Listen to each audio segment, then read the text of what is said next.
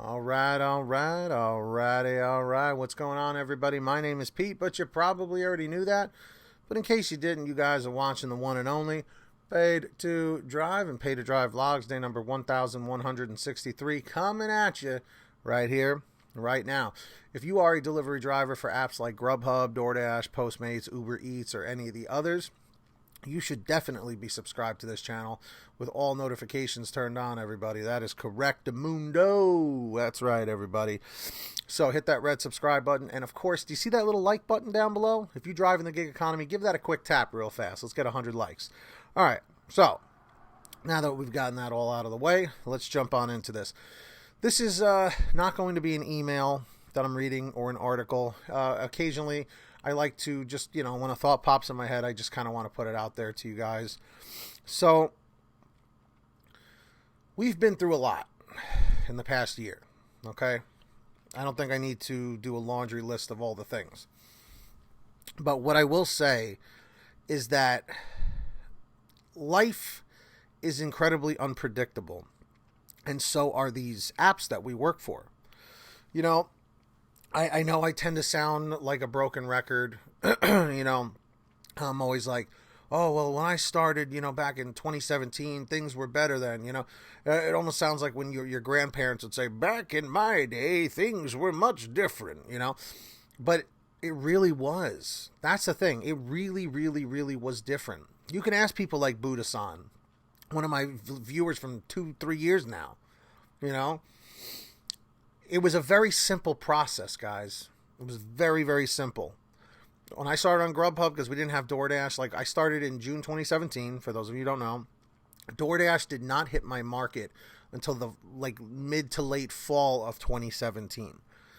So we only had GrubHub and Uber Eats available. GrubHub would keep me busy enough, but occasionally it would get slow. I would turn on Uber Eats, and back then, it was all about doing those McDonald's orders. McDonald's was exclusive on Uber Eats. If you wanted McDonald's, that's the app you had to use to get it.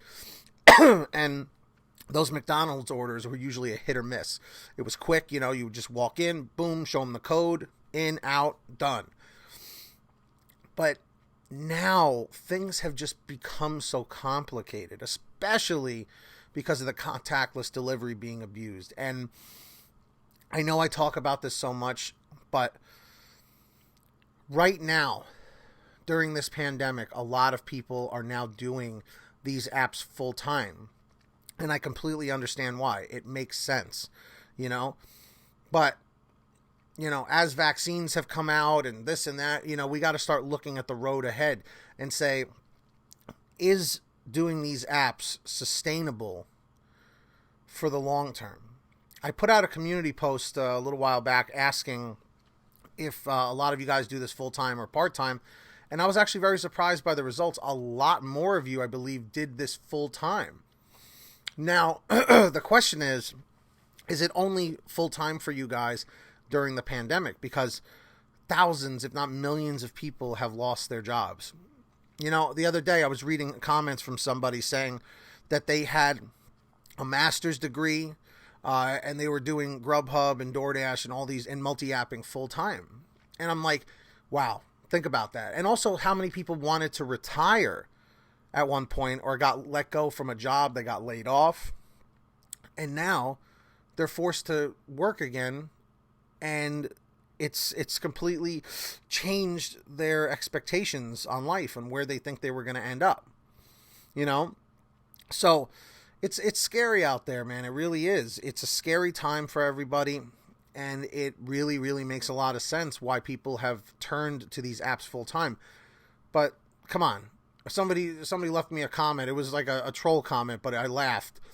Every time I make a video about a termination, a suspension, a deactivation, or whatever, they're like, oh, 1,001 ways to get deactivated.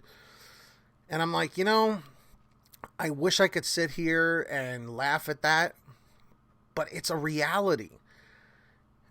The number one thing right now, as you guys should know, is the fraudulent activity emails for deactivations, which isn't even the driver's fault. I remember when those first started months back, and I was like, man, what the hell are drivers doing? And then we started realizing how customers were scamming the system, and they were saying, oh, my food never arrived or whatever. And, and now we got drivers going back to the customers and confronting them, which they should never have to do. And by the way, as much as you want to do that, do not confront the customers. That's not your job. I'm going to tell you guys right now, if you go and drop an order off, let's say it's your first order of the day, right? This video is all over the place, I know. If it's your first drop off of the day, you drop it off, you're on to the next one, and you get an alert saying the food was never delivered, well, it was the customer that you just dropped off to. I guess you're fortunate enough to at least narrow that down. Contact GrubHub, contact DoorDash immediately. Do not wait. Because I promise you, these companies are going to send you that deactivation email. DoorDash even said they have like a zero tolerance policy. If it happens once, you could be finished if it gets reported. So never wait. Always make sure that you are covering yourself, because nobody else is going to do it for you. Always remember that, everybody. Okay? So my question to everybody is, are you a full-time driver in this gig economy?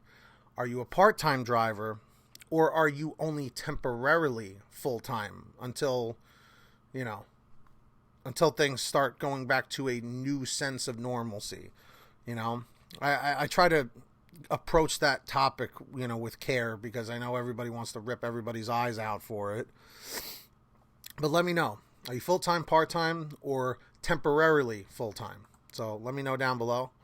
And I want to say thank you to all of our patrons, especially Millard Norton, our ultimate driver, at $100 per month. If you guys want to sign up, links are down below in the description and in the pinned top comments.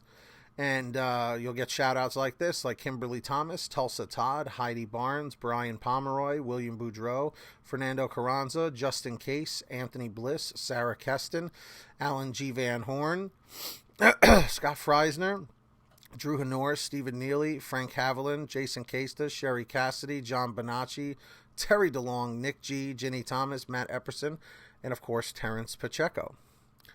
So if you guys want to sign up, links down below. And speaking of signing up, at least sign up and start saving money on your gas with the Get Upside Gas app. Comment 333 if you're on there, 444 if you're not yet. All you have to do is download the app for free down below, pump your gas, print out your receipt, take a picture of your receipt with the Get Upside Gas app, and within 48 hours, you'll get anywhere from 15 cents to 45 cents a gallon back, which is pretty fantastic. And if a friend or family member signs up using your code, you'll get paid every time they pump gas. It's called Get Upside. Links in the description down below. Make sure to download it.